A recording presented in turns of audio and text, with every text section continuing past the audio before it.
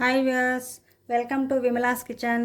ఈరోజు మన కిచెన్లో గోంగూర శనగపప్పు కర్రీ అండి. ఈ గోంగూర శనగపప్పు కర్రీ చేయడం చాలా ఈజీ అండి. ఎంతో రుచికరంగా కమ్మగా ఉంటుందండి. కందిపప్పు వేసుకొని కూడా చేసుకుంటాము. ఈ శనగపప్పుతో కూడా చాలా బాగుంటుందండి టేస్ట్. అదే వేరే టేస్ట్, ఇది వేరే టేస్ట్. ఈ టేస్ట్ అయితే ఇంకా చాలా బాగుంటుంది కందిపప్పు కన్నా కూడా. కొంతమంది ఉట్టి కందిపప్పే వేసుకుంటారు కదా, అది పప్పు చేస్తారు. ఇదేమో మనకు పప్పు బద్దలుగానే పప్పే కనిపిస్తుంటుంది అనమాట. అలాగా పప్పు మొత్తం స్మాష్ అవ్వదు, చాలా బాగుంటుందండి.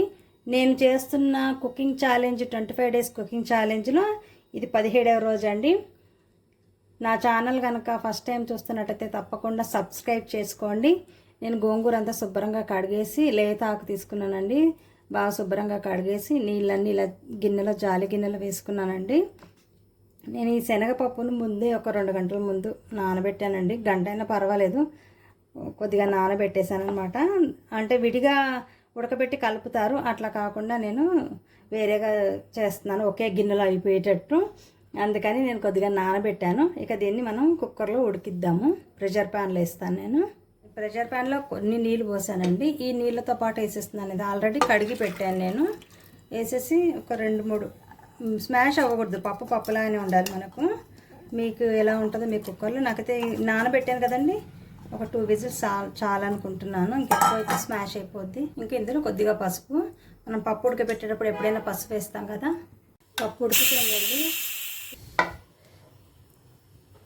ఇదిగోండి ఇలా ఉడికింది చాలు, ఇంతకంటే ఇంకా ఉడకక్కర్లేదు మనకు. ఇప్పుడు మనము ఈ పప్పులోనే గోంగూర వేసేసేయాలి. నేనేం కట్ చేసుకోలేదండి, ఇలాగే బాగుంటుంది ఆకు. ఇక మిరపకాయలు అండి, ఒక 10-15 వరకు వేస్తున్నాను మిరపకాయలు. గోంగూర పుల్లగా ఉంటుంది కదా. ఉల్లిపాయలండి, ఈ ఉల్లిపాయలు వేసుకోకపోయినా పర్లేదు, కానీ వేసుకుంటే బాగుంటుందండి. ఆ పులుపు అంతా కూడా ఉల్లిపాయలకు పట్టుతుంది అనమాట, చాలా బాగుంటుంది. కొద్దిగా కారం అండి, ఇది బాగా పుల్లగా ఉంటుంది కదా, కారం ఎక్కువే పడుతుంది. పసుపు ఆల్రెడీ కొద్దిగా వేసాను, మళ్ళీ కొద్దిగా వేస్తున్నాను. పప్పులో వేసాను కదా. ఇంకా మళ్ళీ స్టవ్ వెలిగించేస్తున్నానండి.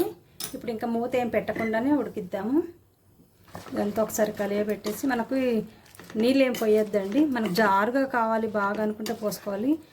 ఆల్రెడీ పప్పులో కొన్ని నీళ్ళు ఉన్నాయండి, మళ్ళీ గోంగూరలో కూడా వాటర్ వస్తాయి కదా, ఇవే సరిపోతాయి. మూత పెడతాను కానీ విజిల్ పెట్టకుండా ఉడికిచ్చేస్తాను. ఈ పప్పు వేడికే ఇవి ఆల్రెడీ పప్పు కొద్దిగా వేడిగానే ఉంది కదా, గోంగూర కలర్ మారుతూనే ఉంది. మీకు జారుగా కావాలనుకుంటే వాటర్ పోసుకోండి. నేనైతే ఏం పోయట్లేదండి, అందులో వచ్చే వాటర్ సరిపోతాయి. నాకు చిక్కగా కావాలి. విజిల్ పెట్టట్లేదు, మూత పెట్టేసి ఉడకబెడతాను.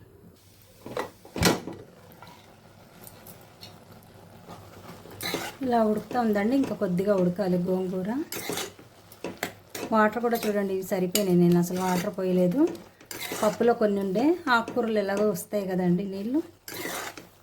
ఇంకా కొద్దిసేపు ఉడకనిద్దాం.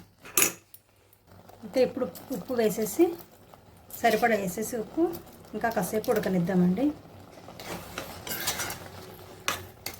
పెద్ద కట్ట తీసుకున్నాను గోంగూర. ఇప్పుడు చిన్న కట్టలు రావట్లేదు కదా, పెద్ద కట్ట.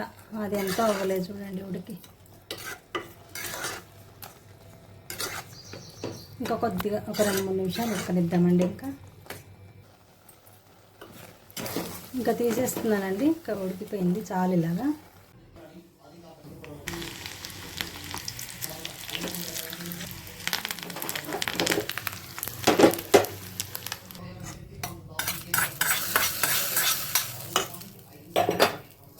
గోంగూర శనగపప్పు కూర రెడీ అయిపోయిందండి. చూస్తుంటే నేను ఊరిపోతుంది నాకు తినేయాలనేసి. చాలా కమ్మగా ఉంటుందండి. మీరు కూడా ట్రై చేయండి. ట్రై చేసి మీకు ఎలా వచ్చిందో నాకు కామెంట్ సెక్షన్లో చెప్పండి.